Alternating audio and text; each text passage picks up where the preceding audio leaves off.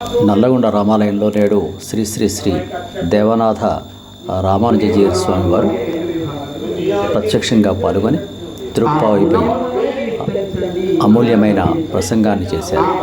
అలాగే ఎదుర్కోళ్ళ ఉత్సవంలో కూడా పాల్గొన్నారు. రేపు జరిగే కళ్యాణ ఉత్సవంలో కూడా ప్రత్యక్షంగా పాల్గొని వారి నేతృత్వంలోనే గోదా రంగనాథ స్వామి కళ్యాణం జరగబోతుంది. మీరు సేవించండి. ఫల అనేది భగవంతుడికి ఎక్కడ కూడా భేదం ఉండదు. అందరూ తన వాళ్ళే కదా.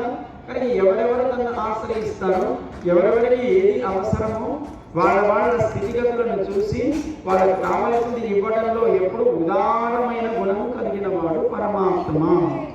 అలాంటి పరమాత్మను పొందడం చాలా సులభమయ్యా.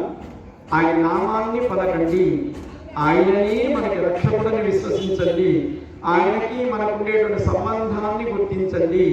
ఆ సంబంధమే మనని వదలకుండా ఆయన మన ఎప్పుడూ పట్టుకుని ఉండేటువంటి ఆయనలో ఉండేటువంటి ఒక ఉపకారాన్ని, మనకి ఆయన చేసే ఉపకారాన్ని స్మరించండి. స్వస్మై ప్రసూనార్పణం సర్వేషాం ప్రకటం విధాతు నిత్యం శ్రీధర్వినవ్యే పురే జాతాం వైదిక విష్ణు చిత్తతనయాన్. మళ్ళీ తాను ఆ లభించిన విష్ణు చిత్తుల వారికి కనుక బ్రాహ్మణ కడిగా తాను ఆలోచించలేదు. లేదు వ్రతం చేసింది కదా అని గొల్లలకు మాత్రమే